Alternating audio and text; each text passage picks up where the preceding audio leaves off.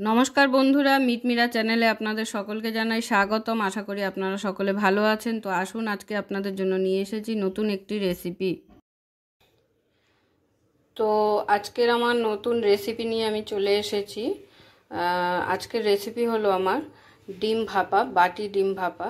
তো তার জন্য আমি এখানে 6 পিস ডিম নিয়ে নিয়েছি, আর এখানে 2 পিস আলু কেটে নিয়েছি, আর আছে একটা টমেটো কুচি, একটা গোটা পেঁয়াজ কুচি, রসুন বাটা, লঙ্কা বাটা, পেঁয়াজ বাটা, আর লঙ্কা কোচানো, আর ধনেপাতা কোচানো। আর এখানে আমি এই যে দেখুন ছোট ছোট সাইজের 4টে বাটি নিয়ে নিয়েছি। এর মধ্যেই করব ডিমটা ভাপা।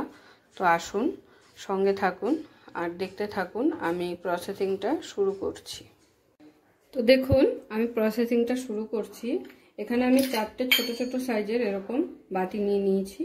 তো এই বাটিগুলোর মধ্যে আমি এখন প্রথমে তেল ব্রাশ করে নেব।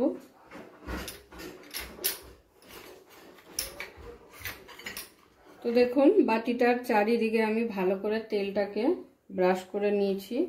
এবারে আমি যেটা করব সেটা হলো ডিমগুলোকে ফাটিয়ে এর মধ্যে দিয়ে দেবো।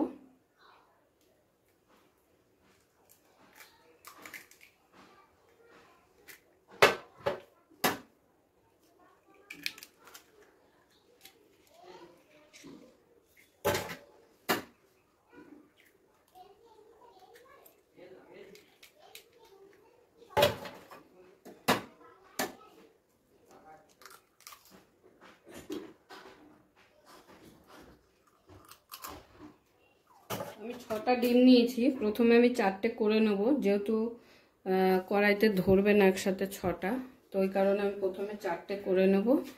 তো এবারে এর মধ্যে আমি দেব হচ্ছে সামান্য পরিমাণ পেঁয়াজ কুচি,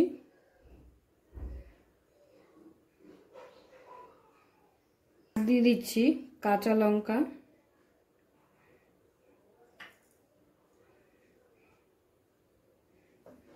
আর দিয়ে দেব গোলমরিচের গুঁড়ো।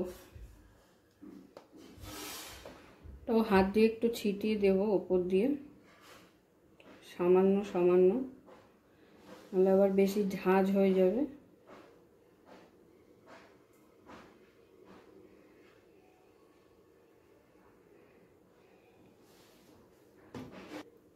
আর যেটা ছাড়া একদমই স্বাদ হবে না সেটা হলো নুন। তো নুনটাও ঠিক এইভাবে ছিটিয়ে দিয়ে দিলাম।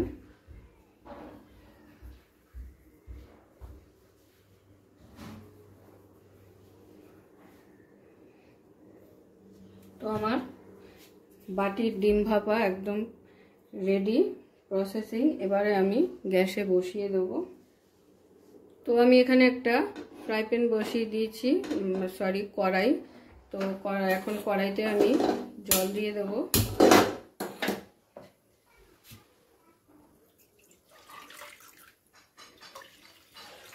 জল কিন্তু খুব বেশি দেওয়া যাবে না, কারণ বাটিগুলো যাতে ডুবে না যায় সেই বুঝেই জলটা দিতে হবে। তো আমি একটা বাটি বসিয়ে দেখে নিচ্ছি। এই দেখুন, বাটির নিচেই জলটা আছে। তো আমি আরেকটু জল দিয়ে দেব।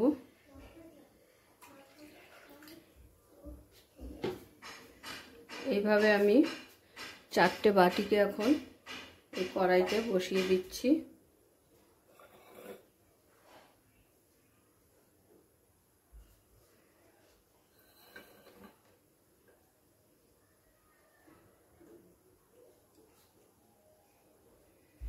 এরপরে আমি ঢাকা দিয়ে দেবো এটাকে।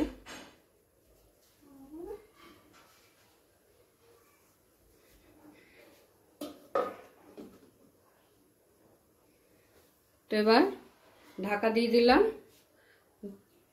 4 থেকে 5 মিনিটের জন্য। তো ভাপে ভাপে এটা এবার সেদ্ধ হবে, তারপরে আমি আবার আসছি দেখাবো। তো 3 থেকে 4 মিনিট হয়ে গেছে। এবারে আমি ঢাকাটা খুলে দেখাবো।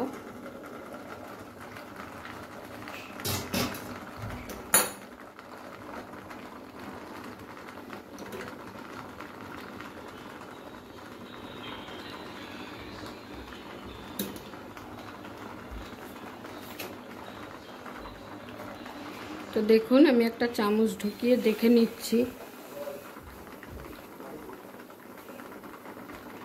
দেখুন একটুও কিন্তু লাগছে না, তার মানে ডিমটা ভাপা হয়ে এসেছে।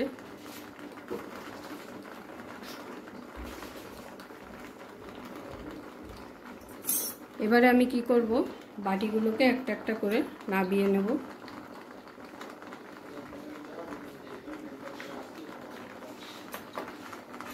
তো সেম প্রসেসে আমি আরও দুটো বাটি রেডি করে নিয়েছি। এটা শেপটা অন্য দেব বলে তাই এটা অন্য বাটিতে নিয়েছি।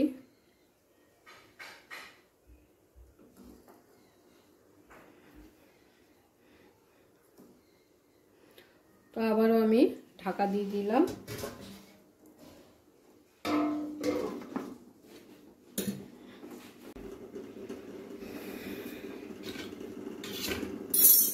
তো দেখুন ডিমগুলো ঠান্ডা হয়ে গেছে। এবারে আমি এগুলোকে বাটি থেকে তুলে নেব একটা ছুরির সাহায্যে বা চামচের সাহায্যে।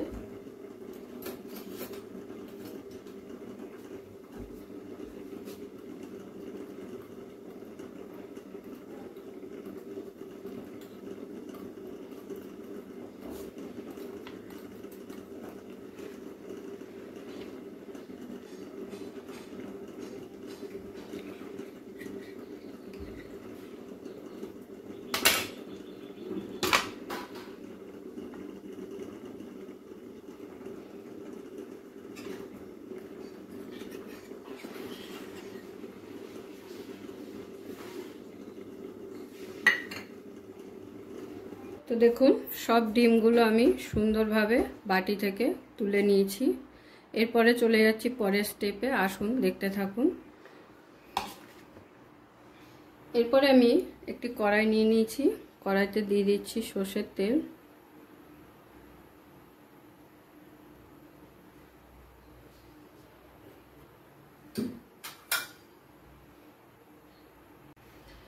তো দেখুন তেল আমার গরম হয়ে গেছে। এবার আমি যেটা করব সেটা হলো এই ডিমগুলোকে একটু উল্টে পাল্টে ভেজে নেব।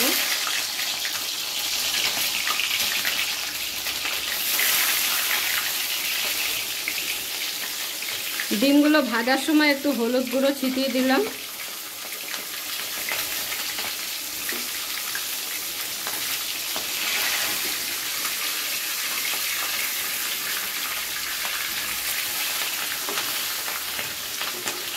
তো আস্তে আস্তে করতে হবে যাতে ডিমগুলো ভেঙে না যায়, যেহেতু ভাপা করা। এরপরে দিয়ে দিচ্ছি আরও দুটো ডিম।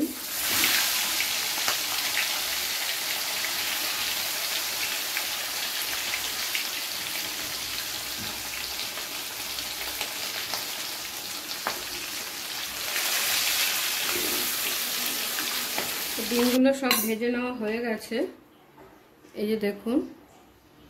এবারে আমি ফোড়নের জন্য দিয়ে দিচ্ছি দুটো লবঙ্গ,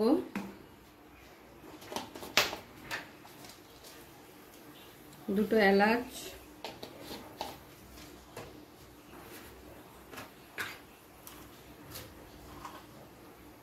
দুটো দারচিনি, আর দিয়ে দেবো গোটা জিরে। এবারে আমি পেঁয়াজ কুচিটা দিয়ে দিচ্ছি প্রথমে।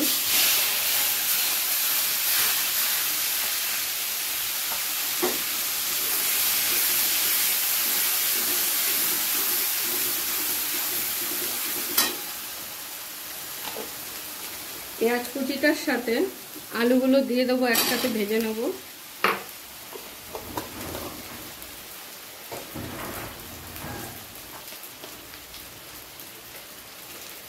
এই রান্নাটা আপনারা চাইলে আলু ছাড়াও করতে পারেন, আলু ছাড়া করলেও খুব সুন্দর লাগে। তো যেহেতু আমার ঘরে আলু ছাড়া কেউ খাবে না, তো ওই জন্য আমাকে বাধ্যতামূলক আলু দিতে হয়।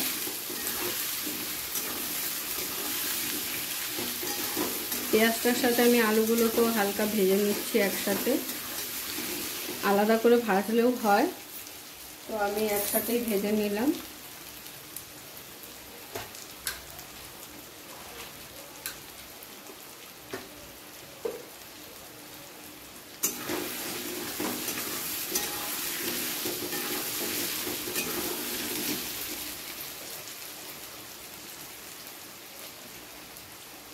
আলুগুলো যাতে তাড়াতাড়ি নরম হয়ে যায়, তো ওই জন্য আমি 1 চামচ নুন দিয়ে দিলাম।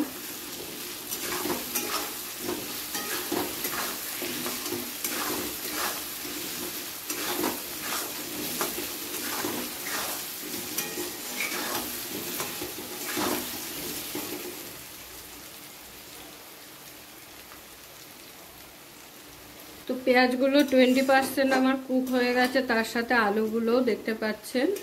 তো এখন আমি দিয়ে দেবো টমেটো কুচি।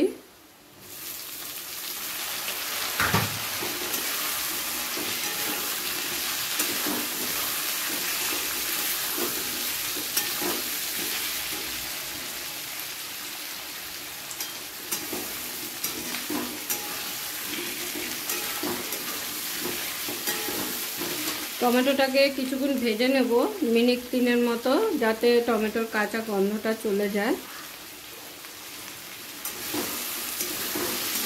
তো টমেটোটাও ভাজা হয়ে এসেছে, কাঁচা ফ্লেভারটা চলে গেছে টমেটোর।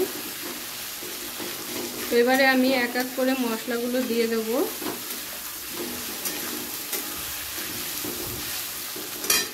পেঁয়াজ কুচি দিয়েছি, আর তার সাথে আমি দিয়ে দেবো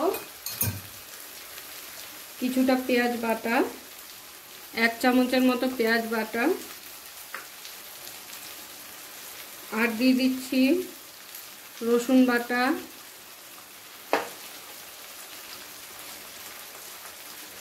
লঙ্কা বাটা, আদা বাটা। এবারে সব মশলাগুলোকে ভালো করে একসাথে কষিয়ে নেব।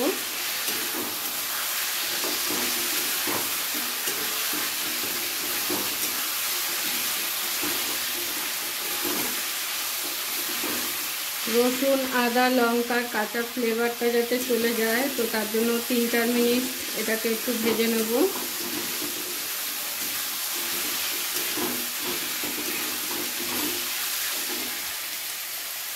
তো 3-4 মিনিট ভেজে নেওয়ার পরে এবারে আমি এখানে আরও মশলা অ্যাড করব। প্রথমে দিয়ে দিচ্ছি স্বাদ অনুযায়ী লবণ,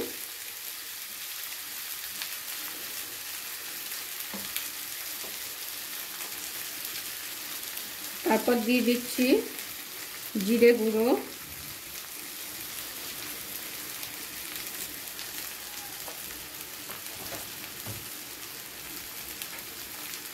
थ्री टीस्पून জিরে গুঁড়ো দিয়েছি, 3 टीस्पून হলুদ গুঁড়ো দিয়ে দেবো,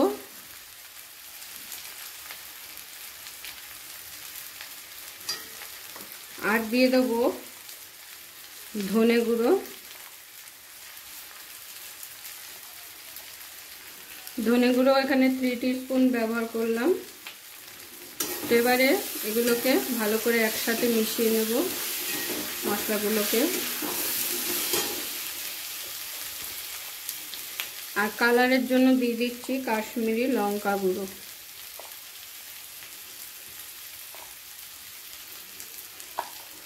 फोर टीस्पून কাশ্মীরি লঙ্কা গুঁড়ো দিলাম।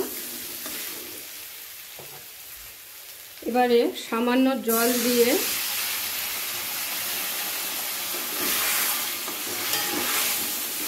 সমস্ত মশলাগুলোকে ভালো করে যাতে মিশে যায়, তো ওই জন্য সামান্য জল দিয়ে আমি এটাকে এবার ভালো করে কষিয়ে নেব।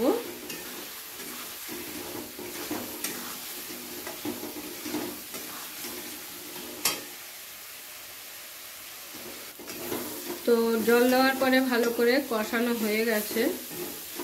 এখন আমি দিয়ে দিচ্ছি একটু গরম মশলা গুঁড়ো। গরম মশলাটা অল্পই দিলাম, 1 চামচ। মশলার গা দিয়ে কিন্তু তেল ছাড়া শুরু হয়ে গেছে। তো এখন আমি দিয়ে দেব পরিমাণ মতো জল।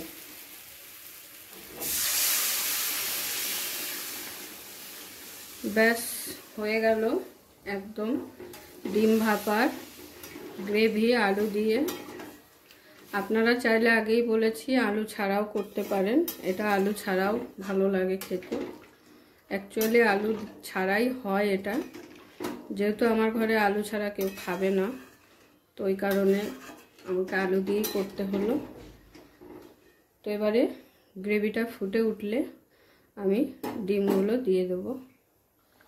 তো ঝোলটা আমার খুব সুন্দরভাবে ফুটে উঠেছে। তো এইবার আমি এই ডিমগুলোকে এর মধ্যে এক এক করে দিয়ে দেবো।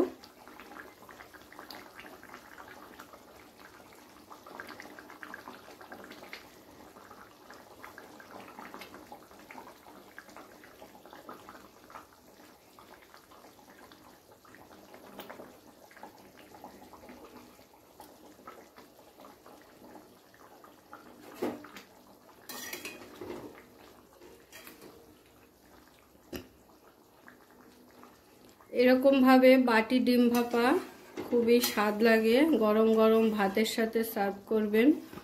তো আশা করি আপনাদের সবার ভালো লাগবে, অবশ্যই সকলে একবার ট্রাই করবেন।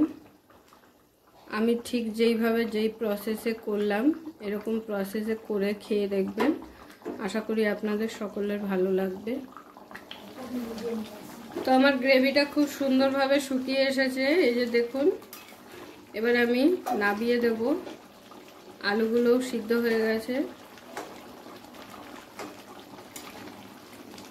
তো নামানোর আগে লাস্ট যেটা দেব সেটা হলো একটু ধনেপাতা ছিটিয়ে দেব। ধনেপাতাটা অপশনাল, আপনারা চাইলে দিতেও পারেন, নাও দিতে পারেন। তবে ধনেপাতাটা দিলে একটা খুব সুন্দর ফ্লেভার বেরোয়, তো যার জন্য আমি অল্প সামান্য ধনেপাতা দিয়ে দিলাম।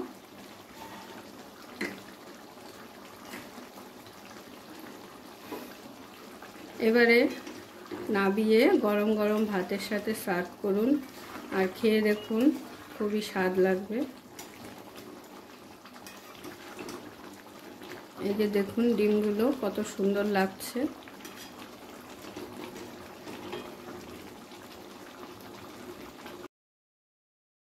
আপনাদের যদি ভিডিওটা ভালো লেগে থাকে তাহলে অবশ্যই ভিডিওটা লাইক করবেন এবং এরকম আরও নতুন ভিডিও দেখার জন্য আমার চ্যানেলটা সাবস্ক্রাইব করে দেবেন। আর আপনাদের যদি কোনো প্রশ্ন থাকে অবশ্যই কমেন্ট করে জানাবেন। সকলে ভালো থাকবেন, সুস্থ থাকবেন।